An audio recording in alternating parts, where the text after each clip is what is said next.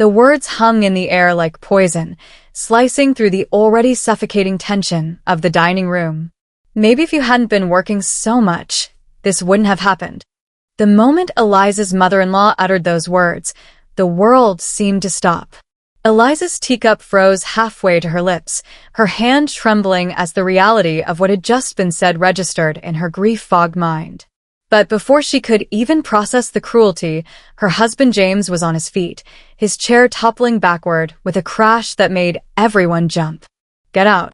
His voice was eerily calm, but his eyes blazed with a fury that none of them had ever witnessed before. "Get out of our house right now." Eliza Bishop stared out the window of her bedroom, watching the first light of dawn creep across the neighborhood. She hadn't slept. Again. The crushing weight of grief that had settled in her chest 3 weeks ago when she lost the baby showed no signs of lifting. 21 days since the doctor had looked at her with those sympathetic eyes and said, "I'm so sorry, Mrs. Bishop." There's no heartbeat. 21 days of crying until she had no tears left, of phantom pains in her womb where her baby should still be growing, of walking past the half-finished nursery with its pale yellow walls and white crib that James had assembled with such pride. 21 days of blaming herself, despite what the doctors had said about how common miscarriages were, despite James's constant reassurances that it wasn't her fault. And now, today, she would have to face her family and James's family for the first time since it happened. James appeared in the doorway, already dressed in a dark blue button-down shirt and gray slacks.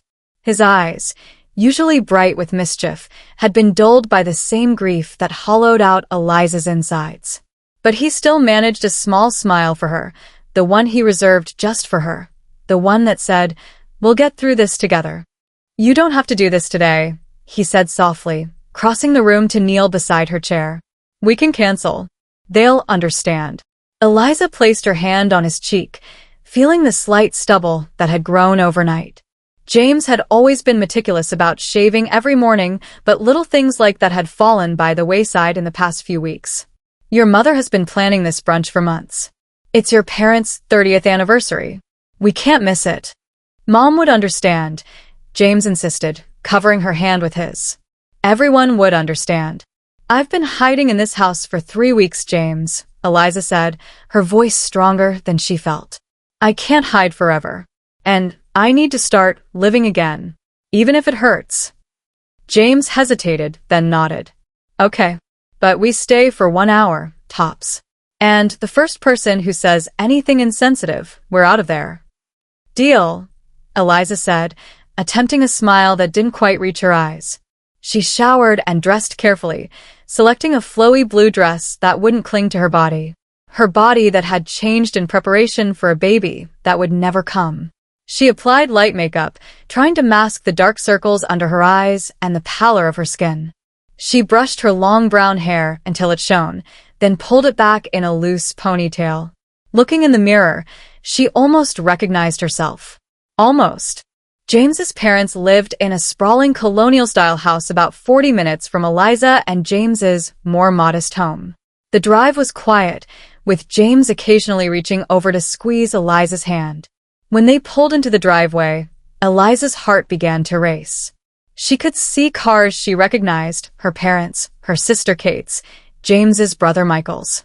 "Remember," James said as he turned off the engine, "1 hour. And we can leave whenever you want."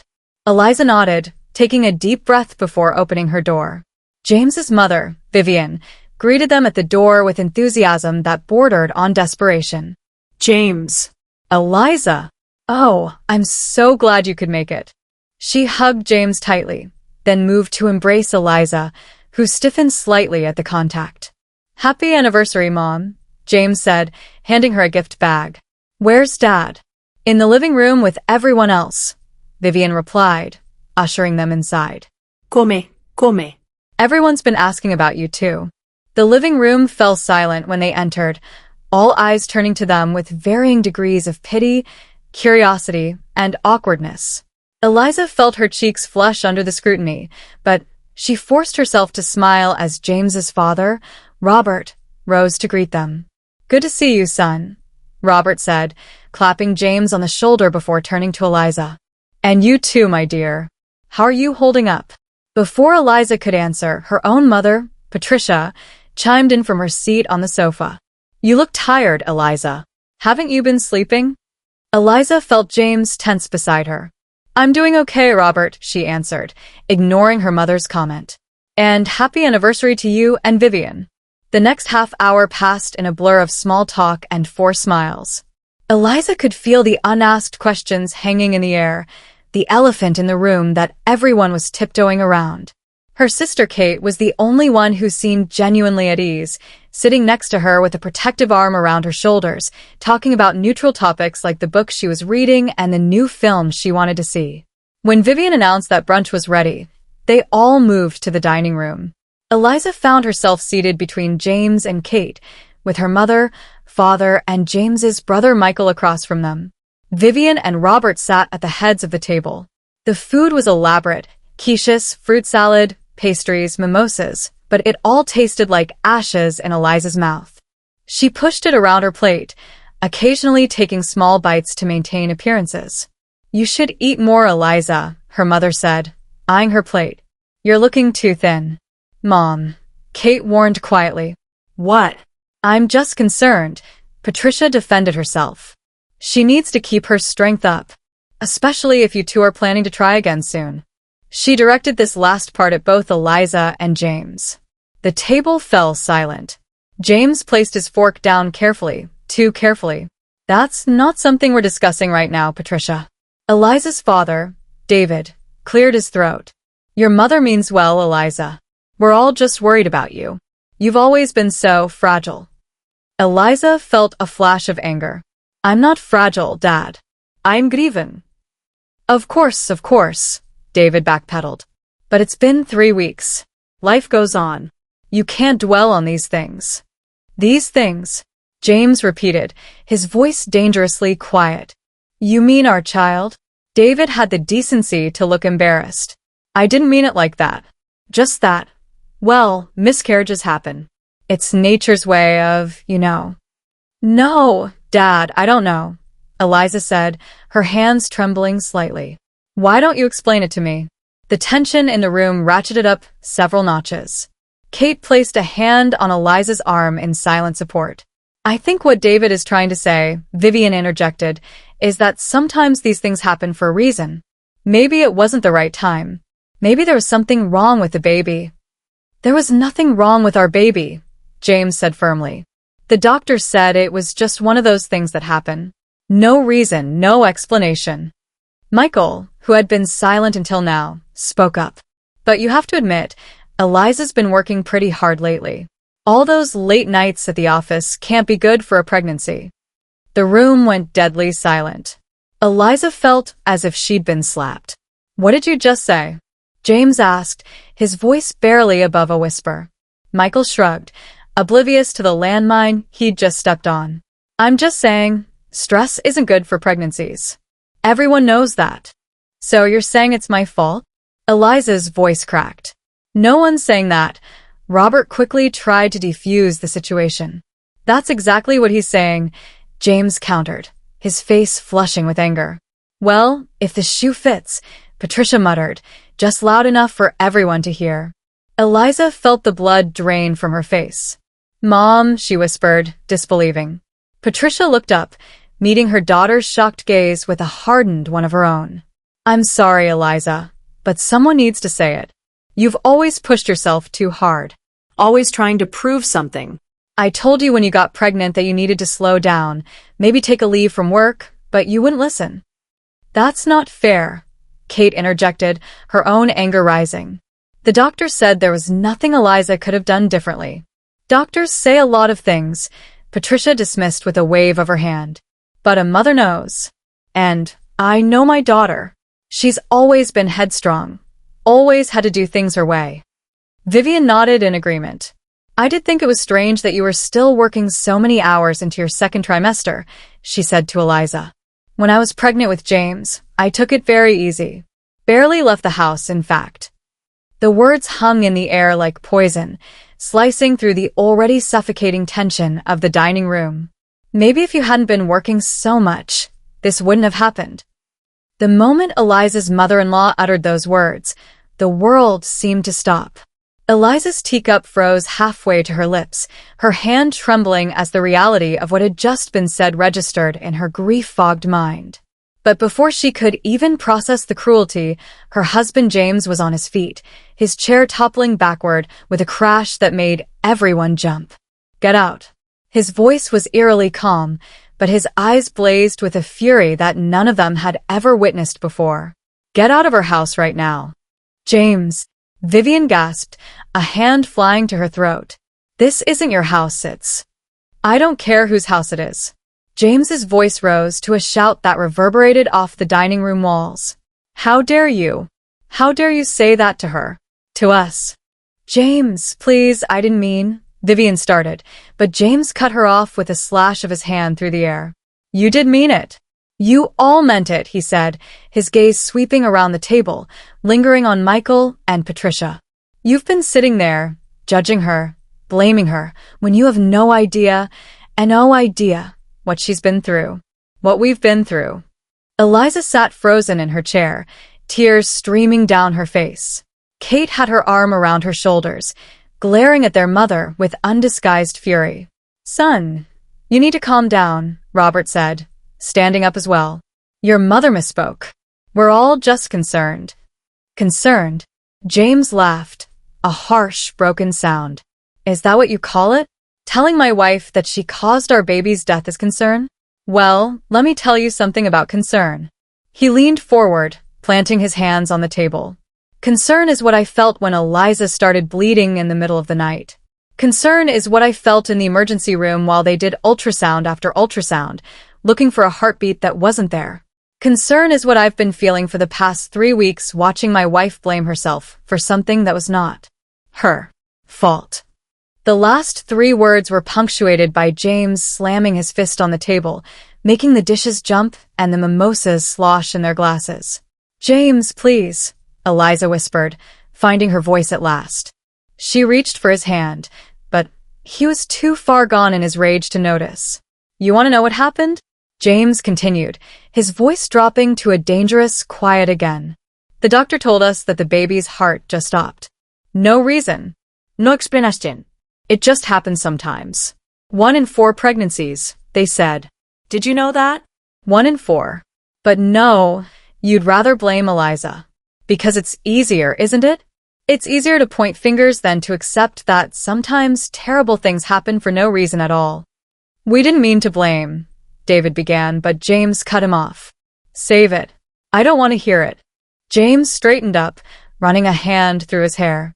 "We came here today because we thought you would support us. Because we're family. But this—" He gestured around the table. "This isn't support. This is cruelty." "James," Vivian pleaded, tears in her eyes. "Please, it's our anniversary. Let's not do this today." James looked at his mother, his expression a mixture of disbelief and disgust. "You're right. We shouldn't do this today. We shouldn't do this ever." He turned to Eliza, his expression softening slightly. "Come on, Eliza. We're leaving." Eliza stood on shaky legs, still stunned by the rapid escalation of events. Kate squeezed her hand before letting her go. "If you walk out that door, don't expect to be welcome back anytime soon," Patricia said, her voice cold with anger. James stopped in his tracks, turning slowly to face his mother-in-law. "Is that a threat, Patricia? Because, let me tell you something." He took a step toward her, his voice dropping to a deadly whisper. "If you ever speak to my wife like that again, if you ever make her feel like she was responsible for what happened, you will never see either of us again. Do I make myself clear?" Patricia blanched, shrinking back in her chair. "Come on," James said to Eliza, more gently now. "Let's go home." Eliza followed him without a word, moving as if in a dream. The silence in the car was heavy with unspoken words and the aftermath of James's explosion. It wasn't until they were halfway home that Eliza finally spoke. "I've never seen you like that before," she said quietly, staring out the passenger window at the passing scenery. James's hands tightened on the steering wheel. "I'm sorry you had to see that. I'm not sorry for what I said, but I'm sorry it had to happen that way." Did you mean it? Eliza asked, turning to look at him. About never seeing them again? James sighed, some of the tension leaving his shoulders. I don't know. Maybe. Right now, I can't imagine wanting to be in the same room as any of them. Except Kate, he added as an afterthought. She's always been on your side. Eliza nodded, thinking of her sister's supportive presence. She has. A pause. I didn't know you felt so strongly about what happened. James glanced at her, confused. What do you mean? You've been so controlled. So strong. I thought maybe you weren't as affected by it as I was. James pulled the car over to the side of the road abruptly, turning in his seat to face her fully. Eliza, no. God, no. I've been trying to be strong for you, but inside. He closed his eyes briefly, pain etched across his features. Inside, I'm broken too. That was our baby. Our future. Of course I'm affected. Eliza felt fresh tears spring to her eyes. I've been so wrapped up in my own grief. I didn't see yours. James reached across the console to take her hand. We both have. We've been grieving separately when we should have been grieving together. They sat in silence for a moment, the first real connection they'd felt in weeks passing between them. What do we do now? Eliza asked finally. James squeezed her hand. We heal. Together. And we don't let anyone make you feel like this was your fault. Because it wasn't. Eliza nodded, a small weight lifting from her chest. I think I knew that, logically. But hearing it from my own mother, from your mother, it was like all my worst fears confirmed. They're wrong, James said firmly. They're wrong, and they hurt you, and I won't forgive that easily. I don't expect you to, Eliza said. But they're still our family. You're my family, James corrected her. You. And maybe someday, when we're ready, another baby. But for now, it's just us. And that's enough. When they arrived home, the house felt different somehow. The silence that had been so oppressive that morning now felt almost peaceful. Eliza kicked off her shoes and curled up on the couch, watching as James moved around the kitchen, making tea for both of them. Such a simple, domestic act, but it brought tears to her eyes again. Not tears of grief this time, but of gratitude. For him. For them. James brought 2 mugs over, setting them on the coffee table before sitting next to her. Penny for your thoughts, he asked softly. Eliza leaned into him, resting her head on his shoulder. I was just thinking about what your mother said. About taking it easy during pregnancy. James stiffened. Eliza, don't. You can't start believing that nonsense. No, let me finish, Eliza said, sitting up to look at him. She's wrong. We both know she's wrong. The doctor said so, and logically, I know that. But it made me realize something. What's that? That I don't want to be that kind of mother, Eliza said slowly. The kind who judges, who blames, who makes her children feel like they're never good enough. If we do have another baby someday, I want to be different. James's expression softened. You will be. You already are. The fact that you're even thinking about this shows what kind of mother you'll be. I was so scared, Eliza admitted. When we found out I was pregnant, I was excited, but also terrified. What if I wasn't good enough? What if I messed up? And then when we lost the baby, it was like all those fears were justified. Like I had failed at the most basic level. You didn't fail, James said firmly. This wasn't a test, Eliza. It was a tragedy. There's a difference. Eliza nodded, wiping away a tear. I know. I think I'm starting to really know that, not just say it. The ringing of Eliza's phone interrupted the moment. She glanced at it, seeing Kate's name on the screen. It's my sister. Are you going to answer it? Eliza hesitated, then nodded. She was on our side. She picked up the phone. Kate. Eliza.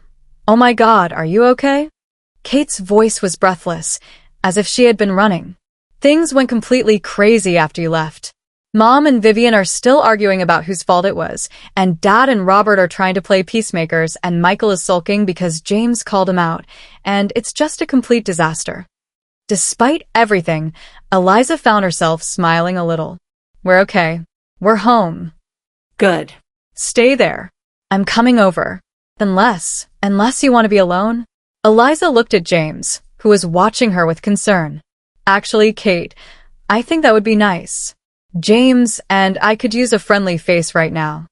I'll be there in 20 minutes. And Eliza? Yes. For what it's worth, I think James was right. What Mom and Vivian said was cruel and wrong. And if you two decide to cut them off for a while, I'll support that. Family doesn't get a free pass to be toxic. Thanks, Kate, Eliza said, feeling a rush of affection for her sister. See you soon. She hung up, turning back to James. Kate's coming over. She's on our side. James nodded, unsurprised. Kate's always been the sensible one in your family. She said things got crazy after we left. Everyone's arguing. Good, James said with a hint of satisfaction. Let them argue. Maybe they'll realize how wrong they were. Maybe, Eliza agreed, though she wasn't as confident. Her mother could be incredibly stubborn. But even if they don't, we know the truth. And we have each other. James pulled her close, kissing the top of her head. Always. By the time Kate arrived, they had moved to the kitchen. James was making sandwiches, the first real food either of them had felt like eating all day, and Eliza was setting the table. It felt normal, almost peaceful. Kate burst in with her usual energy, arms full of grocery bags. I brought reinforcements, she announced. Ice cream, chocolate, wine, and those cheese puffs you like. Eliza laughed, the sound surprising her. When was the last time she had laughed? Kate, we're not teenagers having a sleepover. Maybe not, Kate said, dumping the bags on the counter. But comfort food is comfort food at any age. She looked between them, her expression growing more serious. How are you two really doing? James and Eliza exchanged a look. We're getting there, Eliza said. Together. Kate nodded, seeming to understand what wasn't being said. Good. That's good. They ate their impromptu lunch in the kitchen, the conversation carefully avoiding the events of the morning. Kate told them about her job at the publishing house, about the manuscript she was currently editing that she thought might be the next big bestseller. It was normal and easy and exactly what they needed. After lunch, Kate insisted on cleaning up, shooing them into the living room. Eliza curled up next to James on the couch, feeling more relaxed than she had in weeks. I've been thinking, she said quietly, about what you said in the car, about grieving together. James nodded, encouraging her to continue. I think we should do something. Some kind of ceremony, I guess. To say goodbye properly. We never really did that. James was quiet for a moment, considering. What did you have in mind? Eliza hesitated. I don't know exactly. Not a funeral, that feels too formal, too public. But something just for us. Something to acknowledge that our baby existed, that we loved him or her, and that we're saying goodbye. I think that's a beautiful idea, James said, his voice thick with emotion. We could plant a tree, maybe, in the backyard. Something that will grow and live, that we can watch over the years. Eliza felt tears prick her eyes, but they weren't the same desperate tears she'd been crying for weeks. These felt cleansing somehow. I'd like that. Kate came in from the kitchen, drying her hands on a dish towel. Sorry, I couldn't help overhearing. If you want, I could help you find the perfect tree. And maybe some kind of plaque or stone to go with it. Something simple but meaningful. Eliza smiled gratefully at her sister. That would be perfect, Kate. Thank you. They spent the rest of the afternoon looking at tree options online, debating the merits of a flowering cherry versus a sturdy oak, a delicate birch versus an evergreen pine. It was therapeutic, this act of planning, of creating something positive out of their grief. When Kate left in the early evening, she hugged them both tightly. I'm always on your side, she whispered to Eliza. No matter what. After she was gone, Eliza and James went out to the backyard, standing in the spot where they thought they might plant the tree. The sun was setting, casting long shadows across the grass. It'll be nice right here, James said, his arm around Eliza's waist. We can see it from the kitchen window. Eliza nodded, leaning into him. I think I want the cherry tree. The idea of it blooming every spring, it feels right. Cherry tree it is, James agreed. They stood there in silence for a while, watching the sunset. You know, Eliza said finally, I think I might be ready to go back to work next week. James looked down at her, surprised. Are you sure? There's no rush. I'm sure, Eliza said firmly. Not because I think I should, or because I want to prove something to my mother or your mother or anyone else, but because I want to, because it's part of who I am. James kissed her temple. Then I support you 100%. As they turned to go back inside, Eliza's phone rang again. She pulled it out, expecting it to be Kate calling to say she'd forgotten something. But the name on the screen made her freeze. Mom. She showed the phone to James, who frowned. You don't have to answer it. I know, Eliza said. But I think I will.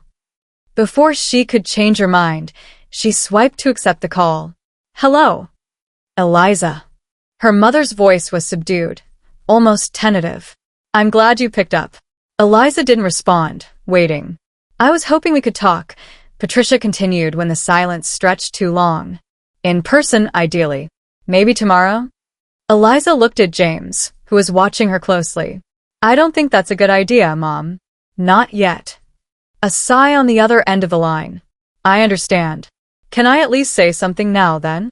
I'm listening, Eliza said, her voice carefully neutral. I'm sorry, Patricia said, the words coming out in a rush. What I said today was unforgivable. I was wrong and cruel, and I hurt you when you were already hurting. There's no excuse for that. Eliza was stunned into silence. Her mother rarely apologized, and never so unreservedly. Eliza? Are you still there? I'm here, Eliza managed. I didn't expect that. I know, Patricia said, a hint of her usual self-deprecating humor creeping into her voice. I'm not very good at admitting when I'm wrong. But Kate made me see, she made me see a lot of things. About how I've treated you your whole life. Setting impossible standards, criticizing more than praising. It's a pattern and it needs to stop. Eliza felt tears prick her eyes again. Yes, it does. I don't expect you to forgive me right away, Patricia continued. Or maybe ever. But I wanted you to know that I am truly, deeply sorry. And I'm going to try to do better. To be better. Thank you for saying that, Eliza said, unsure what else to say. And Eliza, the miscarriage wasn't your fault. Not at all. I was lashing out because I was scared and sad, and I said the most hurtful thing I could think of. But it wasn't true. Not a word of it. Eliza closed her eyes, letting the words wash over her. I know. But thank you for saying it. There was a pause. Well, I should let you go. But maybe we could talk again soon? When you're ready? Maybe, Eliza said, not ready to commit to more than that. Goodbye, Mom. She hung up, turning to James with wide eyes. My mother just apologized. Actually apologized. James raised his eyebrows. That's unexpected. She said Kate talked to her, Eliza explained. Made her see how she's been treating me all these years. Go, Kate, James said with a small smile. She wants to talk again. When we're ready. James nodded slowly. And how do you feel about that? Eliza considered the question. Not ready yet. But maybe someday. If she really is trying to change. There's no rush, James reminded her. We take this at our pace, not theirs. Eliza nodded, slipping her phone back into her pocket. Our pace, she agreed. That night, for the first time in weeks, they made love. It was gentle and tender, a reaffirmation of their connection rather than an act of passion. And afterward, as they lay tangled together in the darkness, Eliza felt something she hadn't felt since the day she started bleeding. Hope. James, she whispered, not sure if he was still awake. He murmured against her hair. Thank you. For today. For everything. He pulled her closer. Always, he said again, and this time, Eliza truly believed it. In the morning, they would call the nursery about the cherry tree. In the morning, they would begin the next chapter of their life together. There would still be grief, still be days when the pain felt as fresh as it had on that terrible day 3 weeks ago. But there would also be this, the two of them, together, facing whatever came next. As Eliza drifted off to sleep, she thought she felt something else too. A presence, maybe. Not a ghost, exactly, but a feeling. As if their baby, the one they had loved so briefly but so fiercely, was watching over them, telling them it was okay to move forward, to be happy again. "Good night, little one," she whispered into the darkness. "We'll always love you." And then she slept, deeply and dreamlessly, for the first time in 21 days.